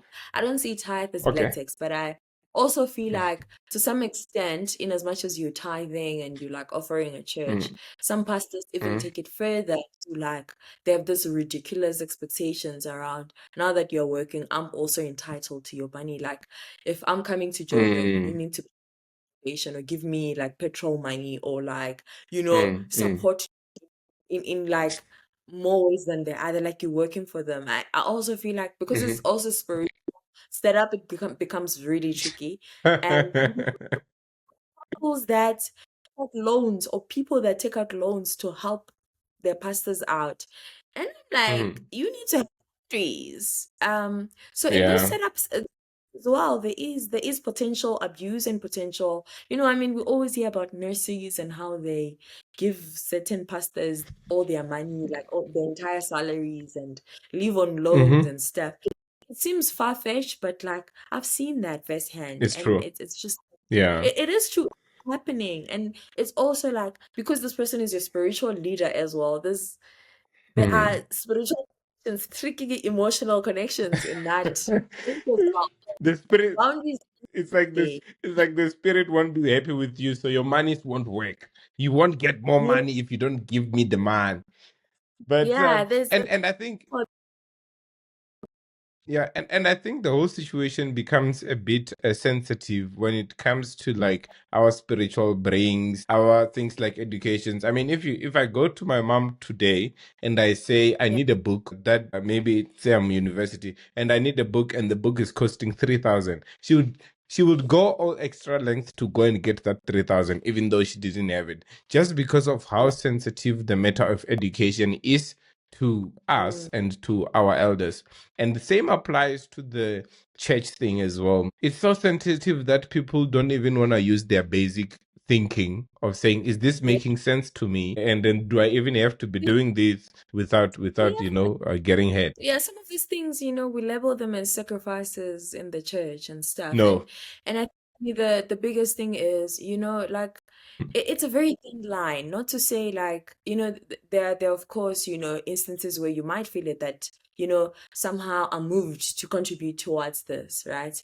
And I'm absolutely okay with that. But I always Mhm. say, there has to be wisdom in your giving, and it sort of feels like, especially where spiritual stuff is concerned, we Mm. somehow take wisdom out of the window, I and see. we don't apply wisdom to it to say, if you're not gonna go out to take out loans, do you think God would expect you to go take out a loan? And like there's some things that you also need to apply wisdom to say, okay, if it was from God you heard, what you are doing basically, like you think God would expect this out of you. And it becomes really sensitive because it's also spiritual. So now people might say, I feel Yeah. it in to do this. Or and people might get or someone might say, I feel God telling me to Yeah. tell you. Eh, To do this. It's Yeah, it fine. becomes crazy. Yeah, you need discernment Yeah. and wisdom, and I feel like in Black communities, people do get abused financially, Yeah. in the name of Yeah. God, in the name of the church, in the name of Uh, spiritual motive. For me, I don't think it's just abuse. I think it's a form of extortion in some way. I think people don't really want to see it in that way because people just want to be calm and good people. But sometimes just object once and then see what happens. And I think with Yeah, even many organizations, I'll talk about church because I've seen it. I've seen a couple of these things happening. It's like you are told to leave your brains out of the church and then get into the Yeah. church without brains, but just only the pockets. And it's And it's crazy. And I believe like God is open to us questioning him yeah, and questioning yeah, things. I believe that. And the more we question and the more we seek understanding is the more we get closer to him. I don't believe in, 100%. you know, you just go in and you leave your common sense out of the window and you are just this puppet that's otherwise we wouldn't have free will to be able to do that. But 100%. anyways, Let's go to the second one. Right? Credit score. This one, I oh, want us to look at it from a scenario-based point of view, right? We spoke about already, we have put a character who is earning 20,000 Rand per month, right? And then this character, let's give this character a name. Just tell me a name. Monday Crush Man, just tell me a name and we'll use that character. why can't it Okay, be a let's do a lady. Nelly? It's fine. Let's put a lady into this car and this into this. Nelly. Um Let's say lady, Nelly. Nelly. Okay, cool. Let's pull Nelly, right? So let's say we have Yeah. Nelly. Nelly just started working, and Nelly, before they even started working, they always wanted to have a car. They always had a plan to say, in 3 months' time, I would like to get myself a car, and they're earning 20,000 Rand. Right, but Nelly's credit score is not so good by they call it credit bureau or whatever the case may be. Of How course, can yeah. Nelly go about it? And how can Nelly be able to sort of grow a credit score that is healthy and also be able to sort of help her get very good car deal? So yeah, let's look at it from that point. All right. So I guess important things first. If you don't need a car in your first year of work, I'd say delay the decision to buy a car for as long as possible. Mm-hmm. Mm-hmm. Delay it for as long as possible, if you can. Simply because like Mm-hmm. it basically slows down. So ideally, the first 5 years of you working should be like Mm-hmm. you building, especially when you don't have a trust fund and you don't come from a good family where they will buy the car for you, pay an apartment, Mm-hmm. buy the apartment stuff. You really need to work on building like sufficient savings to be able to like just have to fall back on as an individual. So that includes your emergency fund, where should emergencies arise, you can turn to that. Mm-hmm. You start with just the habit Mm-hmm. of investing as well. And I mean it's Mm-hmm. somehow South African culture that when people start working, the first thing they think about is not, I want to set up investments or I want to set up savings. The first thing they think about is getting Mm-hmm. a car. And it's Okay. just like then takes away from that little salary you're having. Now you've got bills and a car, insurance, all these things on top, checkers and whatnot, petrol, all these things that consume that salary. And for majority of the people, they're not in a position to save after that or invest after that. So that's what I'll say. But Okay. in terms of just saying your credit score, nearly needs three lines of credit, right? Different lines of credit. Opening account so that you're able Mm-hmm. to take out credit and pay back. And normally people get themselves into debt because they're trying to build a credit score. Like you can basically Mm-hmm. buy one or two items. What you're trying to do with a Mm-hmm. credit score is to show the credit bureaus that you're basically a good borrower. You can repay back Mm-hmm. things on time. So you don't need to use 10,000 rands for you to build a good Mm-hmm. credit score. You basically use between 0 to 1,000 rands of Yeah. credit and then pay it and still get the same effect if you had used 10,000 rands. So it's not about the amount, it's about the behavior. And then the second one, Nelly Sure. can get like whether a data or like a cell phone contract. You don't need to get an iPhone contract to build your credit score and strangle yourself financially. Very simple cell phone that you can actually do. But if you want like a premium brand type of phone, they might not necessarily give it to you because you don't have a good credit score. So maybe something like a data contract or an airtime contract might be easier to get compared to if you have a credit score at all compared to like a cell phone contract. And then the third one would be Mm-hmm. like a credit card, right? Credit cards are Mm-hmm. great for building your credit score. You can do it very quickly, but you need to manage the credit limit that credit card, especially if you're someone who lacks self-control. So you don't need a Yeah. credit of like 20,000 rands when you're earning 20,000 rands. You can like just say 1,000 if you have self-control, or give me 2,000. Like it Yeah. doesn't have to be a. Yeah. I think the mistakes that I see over and over again is people would get into debt trying to build their credit score. And it's not supposed to be that, because if you have a credit Okay. facility, you must not use more than 30% of that facility. So say if I have 1,000 rands available to me, whether Sure. it's in my store account or my credit card, I must not use more than Mhm. 300 rands, because the minute you use Sure. over 300 rands, you're saying, signaling to this credit bureau that you have an over reliance on credit, and that's not a Sure. good characteristic of a good borrower. If you have 5,000 rands on your credit card and you use the entire 5,000 rands, you are signaling that Mhm. you don't have self control and you're reliant on credit. That's not good. But when you use less, Yes. you are showing that you have the self control and you're a good borrower. And when you repay on time Okay. as well, or repay early, advisably repaying early, you're also displaying that Hmm. you are a good. When they give you money, you will repay back. And not only that, you will do it before they pay. So those are some of the things Hmm. that you want to show.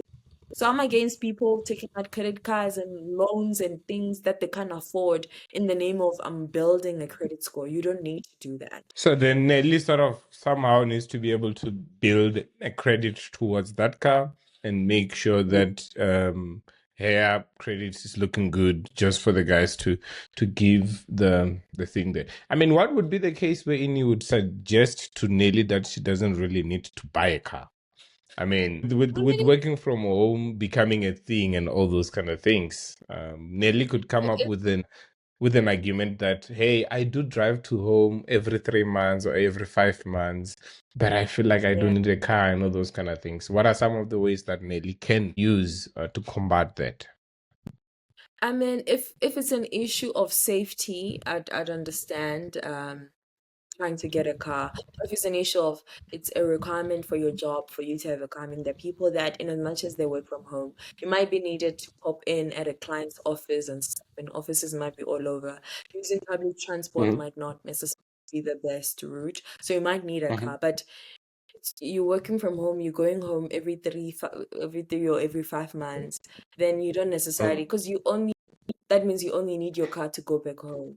But if there is Mm-hmm. public transport services and whatnot available, then you can't make such a financial commitment based on a trip that you will make every 5 months or every 12 months or whatnot. So in Mm-hmm. those cases, delay it and build good reserves and start investing and build up like a stable financial basically backing for yourself, so that by the time you decide to take a car, you can put down a good deposit and you'll be able to negotiate with the dealership as well in terms of the interest rate that they can give you.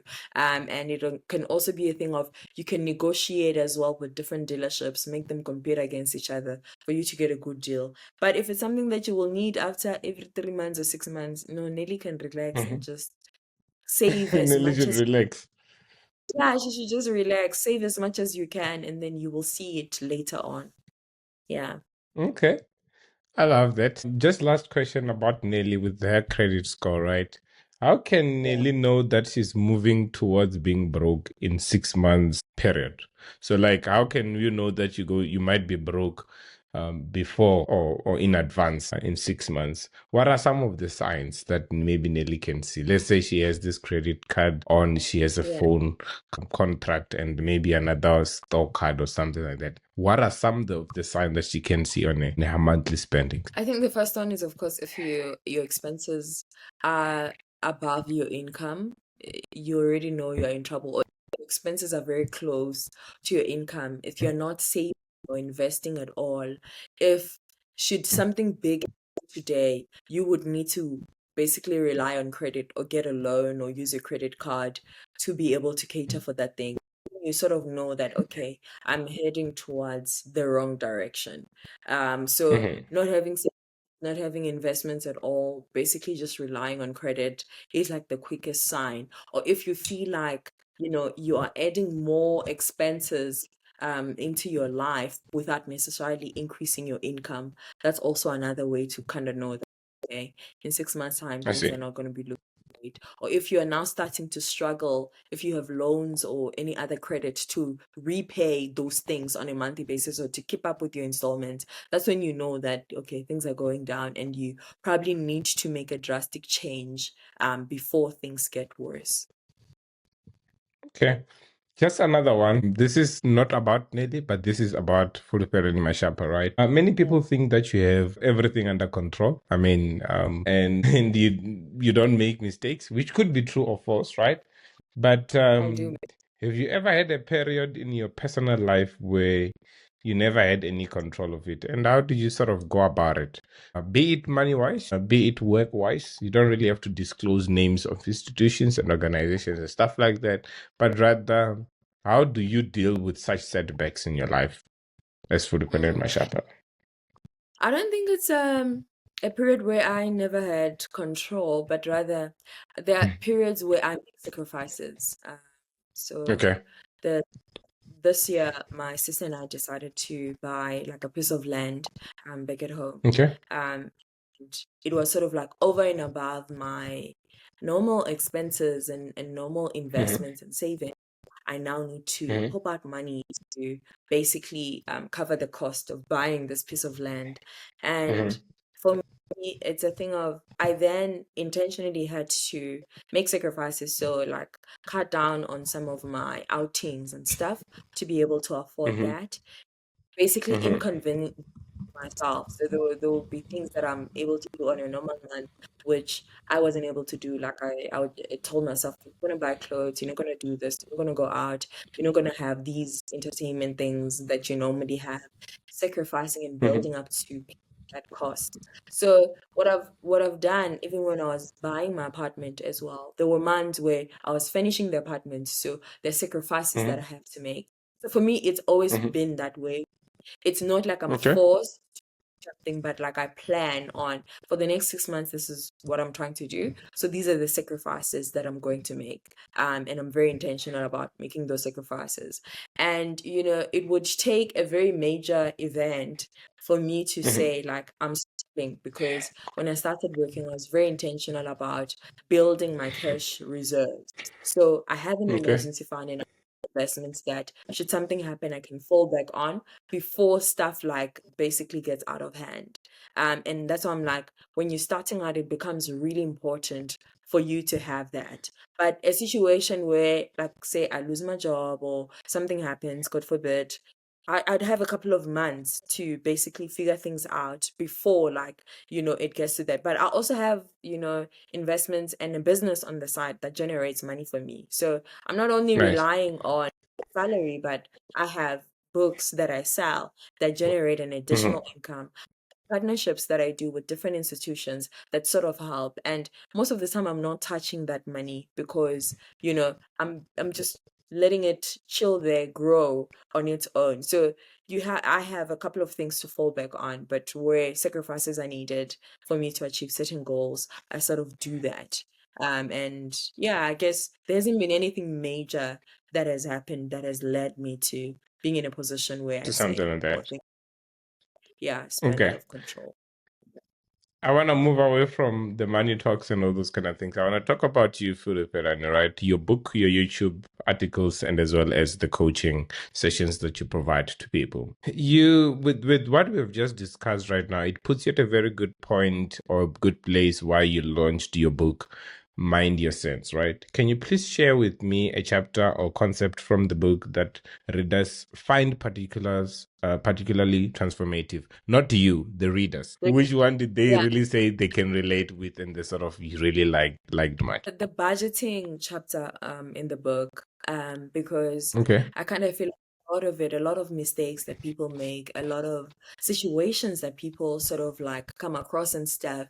Some of them is because they're not well budgeted for. We are not budgeting for emergencies. We're not budgeting for Mm-hmm. to invest. budgeting to save. We're not keeping track of our expenses. And the way the book is sort of structured is that it's very practical. And I share a lot of my stories as well in there to say, I didn't start out as a budget guru.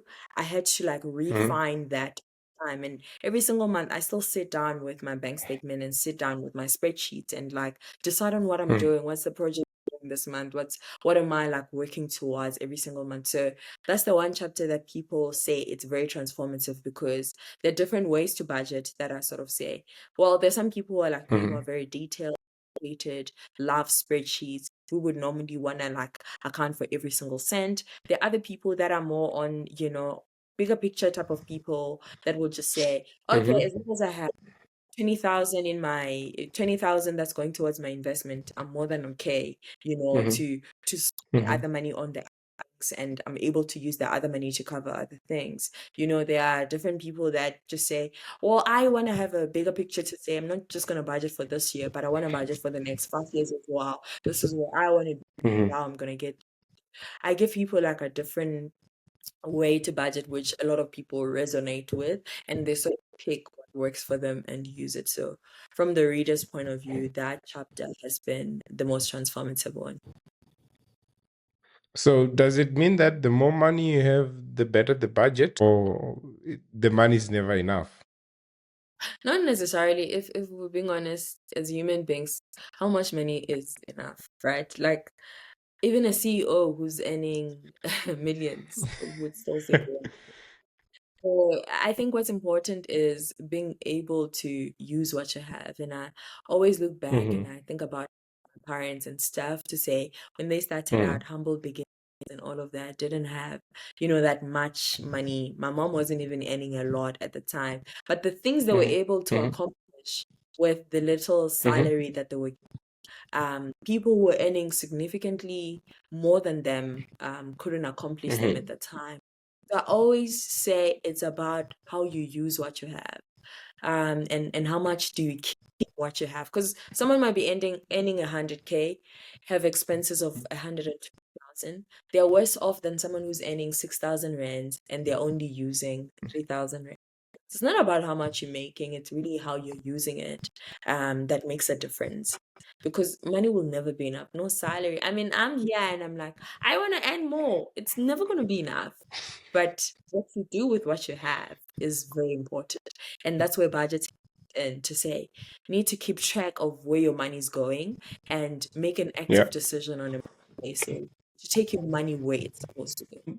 I Yeah. mean, right now you just told me you wrote your board exam as an actuary. What were you called Yeah. before then? So were you a fake actuary before you passed your board exams? So basically, you are a student and then you become an associate actuary, then you become a fellow actuary. So I Oh, okay. applied as associate actuary. I was a student actuary, not student actuary, but like a student member. And then got my associate actuary certification, and yeah, the next stop is the fellowship actuary. That's like the highest rank, the fellowship. So there's no other shortcuts nyana, where I can do a 3 months course and then I become a fellow actuary. No, exams, experience. You need to do all these professionalism things that they want, normative skills, work-based learning stuff.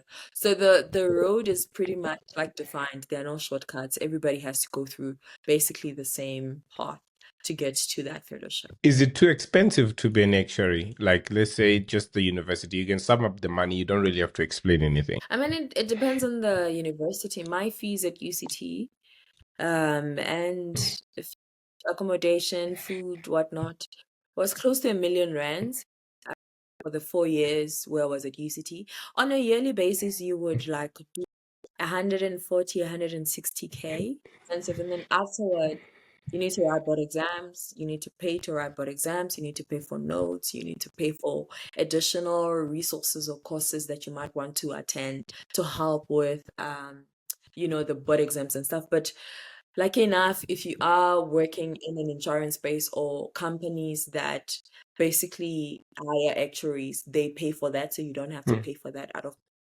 unless if nice. you board exam more than 3 times. For some companies, is if you fail for more than 2 times, then you need to pick up the cost yourself to sort of encourage you to pass as quickly as possible. So yeah, but overall, there are sponsorships and funding that's available to help you. Okay.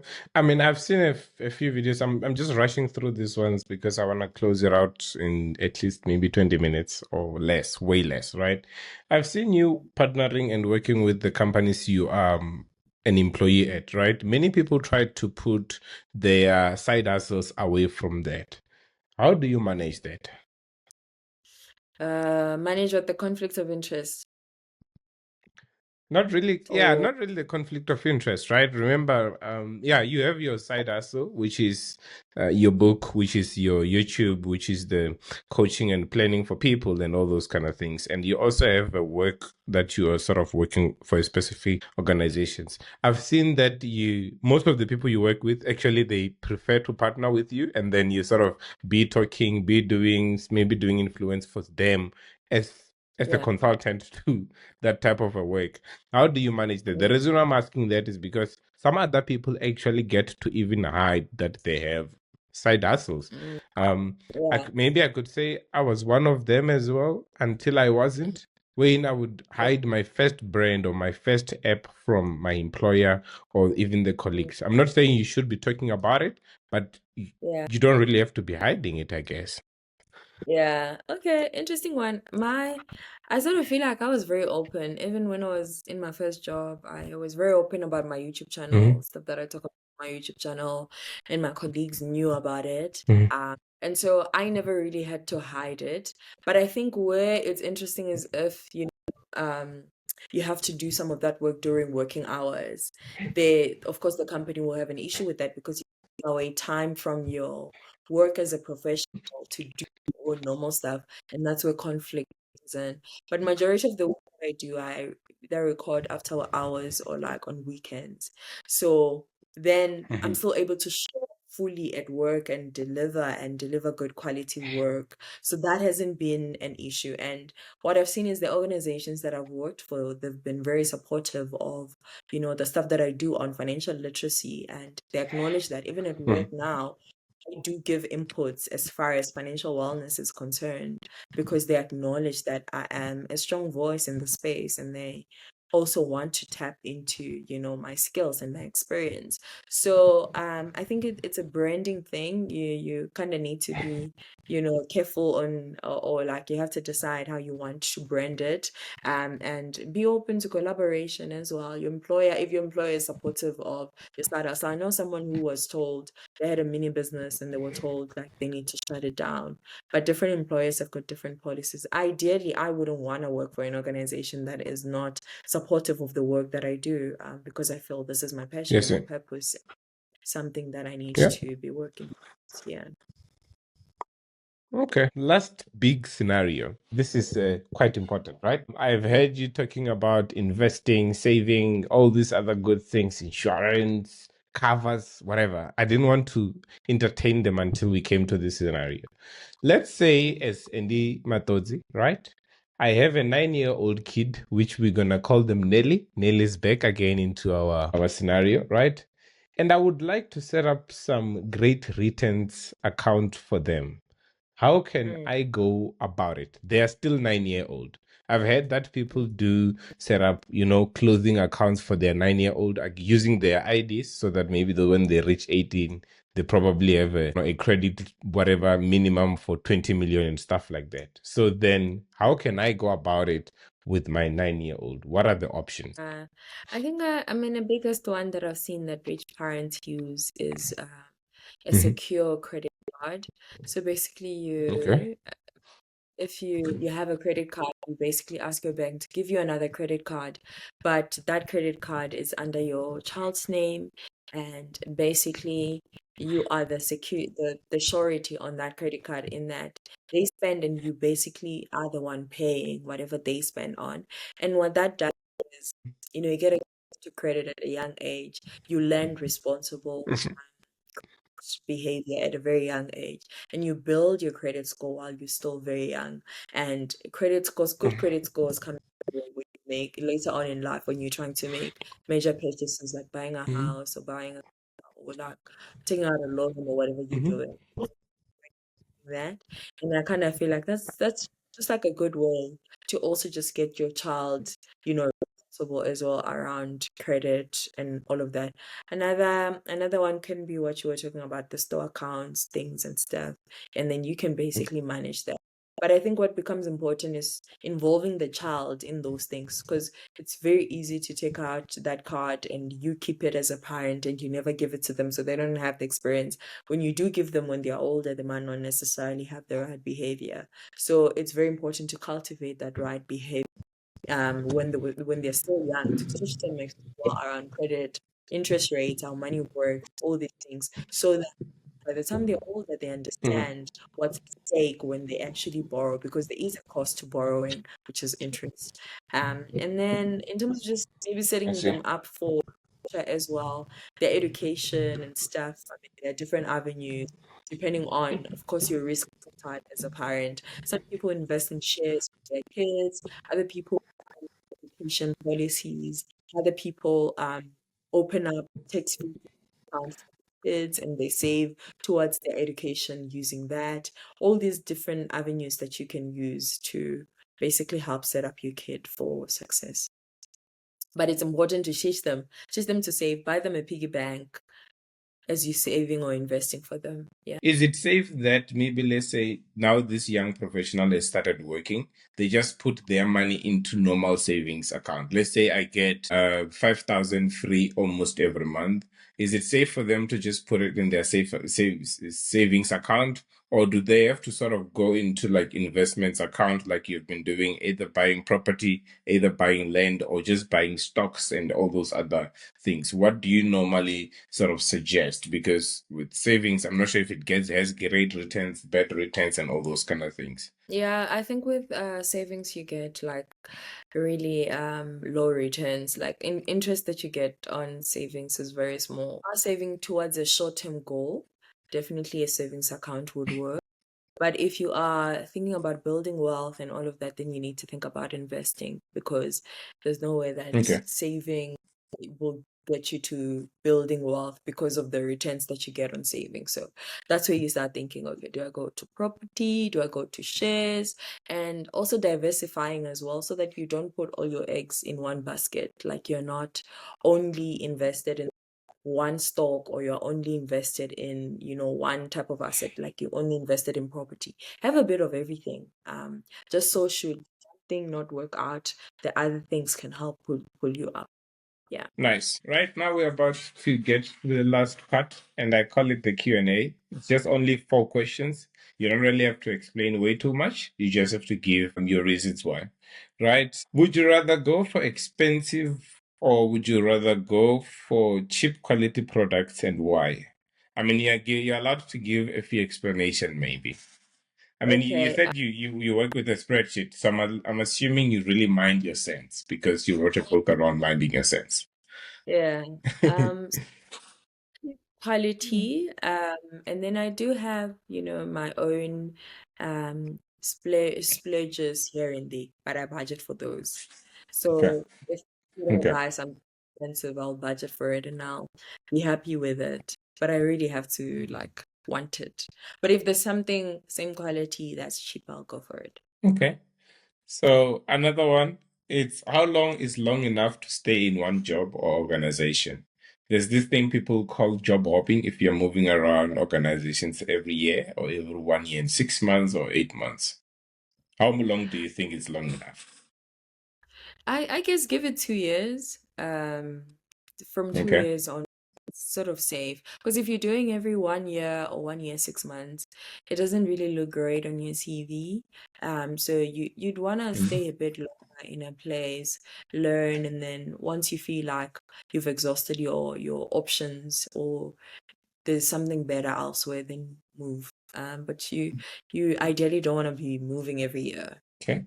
And then how much of ChatGPT do you use in your day-to-day job? Do you like it? Oh, Or does it hallucinate a lot? I use ChatGPT a lot.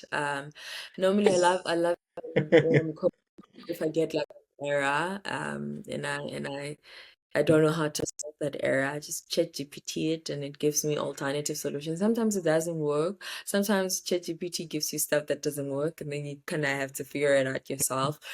Yeah, it also helps me with creating my content plans and stuff. If I want to tackle a certain topic, I'll look for suggestions to say what can I cover and stuff. So normally for my side hustle stuff, if I want to, I wrote a proposal to bursaries trying to reach out to them to help with, them buying the book Mind Your Scent to their students, and also Mhm. proposing like running of workshops and stuff so that we're able to equip the students before they start working around financial literacy and Mhm. stuff. ChatGPT for that. I had my own like, sort of idea of what I wanted the proposal to look like, and I basically Mhm. ChatGPT'd it to make it look more professional. Beautiful. So the last one is, if you have already dished out so much about money literacy, why should people still book your sessions? I think the tricky part is, you can have knowledge, but applying it can be quite tricky. So I think my sessions are really good Okay. with, first of all, if you don't know what you're doing, they're great for that because then you get up to speed and I explain all these concepts to you and I help you, understand just your money overall and understanding what type of a spender you are and stuff. And then if you have the Mhm. knowledge, what becomes important is, are you using it? And I see like there's still a big gap between people applying what they Mhm. know in their basically finances and stuff. So I help with that, keeping you Mhm. accountable. Not everyone is able to like consistently do so. But what I see, like a lot of my clients who are a bit financially literate, what the sessions do for them is it helps them, to be accountable, to work towards a goal together. And it helps them sort of to say, okay, you'll keep the discipline. And once they've sort of gotten a hang of it, then there's actually no need for the sessions anymore, unless they want a big decision. Okay, Yeah. I guess I just got my free 1 hour or 2 hour session today. So I wouldn't be wanting other people to also miss out on that. But unfortunately, they will have to pay for it. How do they get in touch with you to make sure that they can also have their finances looked at by the financial doctor that you are? Yeah. So I have a website, www.mashereni. It's a Mashereni group. I always forget. I don't know why I forgot my own website. My Shareni Yeah, group, yes. yes, it's Mashereni group. Imagine forgetting your own website, but it's yeah, Masherini Group, and you go there. That's where you can buy the book, and also that's where you can book a session. Yeah, basically you can book a one-on-one coaching session, and we basically look at your finances. The book is like 250, the session is 450 per hour, and we do a deep dive, and it's very detailed. It can be structured or unstructured based on your needs. If you like, for people who want help with, say, buying a car and they just want to figure out how much they Mhm. can afford and like how to budget around that or save for that, that will be more unstructured because it's like specific. You have a specific goal that you want to achieve via the session. But if you're someone who's just saying, I don't know where to even start with untangling the mess that my Mhm. finances are in, then they will apply a bit of structure on my side to say, okay, the first session we'll do like a financial audit. The second session, from the findings of financial audit, we might dive into saving, we might dive into investments, we might dive into this and this and this to sort of help you with your financial wellness. And then overall, we'll just do check-ins and see if there are other strategies you can apply to sort of help with your finances. Okay. And then in closing, right? This chats, I call them chats. I don't call them podcasts. I always tell people podcasts are overrated. I call them chats. I'm trying to be different, right? Um, Yeah. these are designed for learners and as well as the guardians to make sure that they have like informed decisions around certain career paths and maybe the life that they sort of need to live from high school all the way to the working class. Do you have anything in particular that maybe you feel like you want to share? Maybe words of encouragement or just something maybe for guardians and children to look out for. Yeah. I feel like for guardians, my thing would be the kind of exposure you give your child is really important. And Okay. so you You can't basically give what you do not have, right? So even when it comes to financial literacy, you have to be financially literate to be able to teach your child around financial literacy. So it becomes important to invest in your own personal development and growth so that you're able to sort of Mm-hmm. raise kids that you're able to give that exposure and perspective to. And besides that, I think we also need to think more, especially around careers, to take job shadowing Mm-hmm. more seriously. And I know it's very difficult if you are Yeah. in a rural area. I mean, when I decided to be an actuary, I never job shadowed anyone. The first exposure an actuary does, I got that when I was in second year when I was doing my vacation work program. That's why I got to work with actuaries and like be in that environment and sort of see what they do on a day-to-day basis while also like being given projects and stuff around. And I would just say, Mm-hmm. as kids, we grow up and, I might fall in love with the idea of being a doctor without necessarily knowing the stress, pressure, the long hours that come with being a doctor. But if the guardians are more Mm-hmm. intentional around, okay, you want to be a doctor, there are hospitals around, or you want to be a nurse, there are clinics and hospitals. Let's maybe go talk to them to say, can I bring my child just for a day? Doesn't have to be the whole month, just for a day, so that they have a view of Mm-hmm. what a doctor looks like and they're able to make more Mm-hmm. informed decisions. Making career choices, like a career, you're going to have your career for a very long time. So it has to be a Mm-hmm. well informed, be based on, oh my God, I love the white coat and stethoscopes that doctors put on. And that's why you need to have experience, Yeah. interact with doctors, talk to them, and like Mm-hmm. ask, okay, what's going on. So I think parents can do better or guardians can do better in just giving their kids that Mm-hmm. exposure and reaching out. Okay. Kid wants to be Mm-hmm. an electrical engineer and someone's child is an electrical engineer, ask that kid to say, can you Mm-hmm. talk to my mom? She wants to be an electrical engineer. What do you do? And job Mm-hmm. shadowing Mm-hmm. follow after. But we need to do more in terms of just giving the kids as much exposure as possible. Nice. Um, Nice. I think you just spoke to the guardians. I think the kids also got the message as well because they just need to sort of listen to their parents as they're helping them to job shadow because you don't know what you don't know and you will never know until you sort of get somebody who knows or at least you get to know yourself. Otherwise, I think I would like to close it here. I really Yes. appreciate your time. For those that don't know, we are stopping this chat at 22 hour 40 just to see how dedicated we are and how serious we are to bring this to the people. And I really Yeah. appreciate you, Fulufhelani. You sort of gave me a very good eye opener in how I see money and how I can sort of have a very good relationship with money and make it my best friend. And thank you Yeah. very much again. All right. Thank you. Cheers.